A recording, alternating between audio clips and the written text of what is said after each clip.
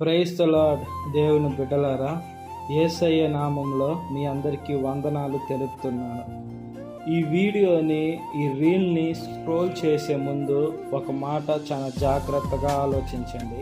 మనము మనుషులం కాబట్టి ఏదో ఒక రకంగా పాపం చేసేదానికి సాతాను ప్రేరేపిస్తుంది. మనము కళ్ళ ద్వారా పాపం చేయొచ్చేమో, లేదా నోటి ద్వారా పాపం చేయొచ్చేమో, వినికిడి ద్వారా పాపపు మాటలు వినొచ్చేమో, మనం చేసే క్రియలు కూడా దేవునికి ఆయాసకరంగా ఉండొచ్చేమో.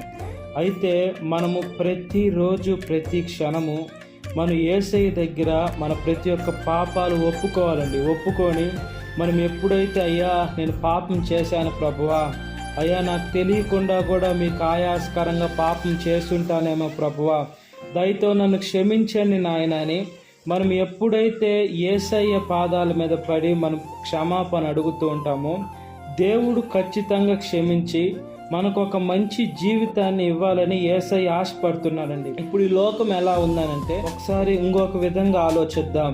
మనం ఏ పాపం చేయలా, మనం నీతిగా ఉన్నాం, మనము చాలా జాగ్రత్తగా ఉన్నాం, మనం పరిశుద్ధంగా ఉన్నాం, మనం యేసయ్య మార్గంలో నడుస్తున్నాం. అయితే మనుషులు మన మీద నిందలు వేస్తున్నారు, మనుషులు మన గుండెని బాధ పెడుతున్నారు, మనుషులు మనం చేయరానివి నువ్వు చేసావని అంటున్నారు.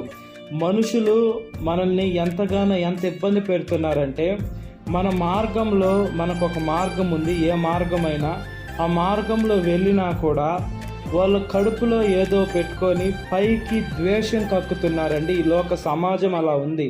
కాబట్టి మనం ఏం చేయాలంటే, మనము యేసేపు గారు ఎలాగైతే పోతీఫర్ భార్య దగ్గర నుంచి తప్పించుకొని పరిగెత్తారో, ఈ లోకపు వ్యతిరేకుల దగ్గర నుంచి మనము వాళ్ళ మొహం చూసేదానికి కూడా మనం అవకాశం ఇవ్వకూడదండి. వాళ్ళు మన మొహం చూసేదానికి మనమే అవకాశం ఇవ్వకూడదు. ఎందుకనంటే వాళ్ళలో సాతాను ఉంది. ఆ సాతాన్ ఆత్మ మనల్ని శోధించాలని ప్రయత్నం చేస్తుంది. కాబట్టి మనము సాతానికి చోటిస్తే మనము దేవుడు బిడ్డలమని మన పేరుంది. కాబట్టి దేవుడిని అనేక మంది దూషిస్తారు. మనుషులకు తెలియదు, మనుషులు నిజాన్ని నమ్మలేరు.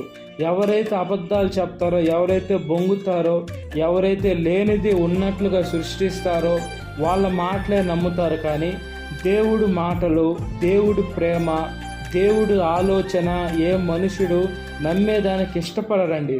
కాబట్టి మనం ఈ వాక్యంలో, ఈ మాటల్లో ఏమి జ్ఞాపకం చేసుకోవాలంటే, మనము ప్రతిరోజు పాపాన్ని ఒప్పుకునేదే కాకుండా మన మీదకి ఎవరైతే లేస్తున్నారో వాళ్ళకు దూరంగా వెళితే మనకే మంచిది. కాబట్టి మనం దేవుడి వాక్యానుసారంగా జీవించాలి. ప్రైజ్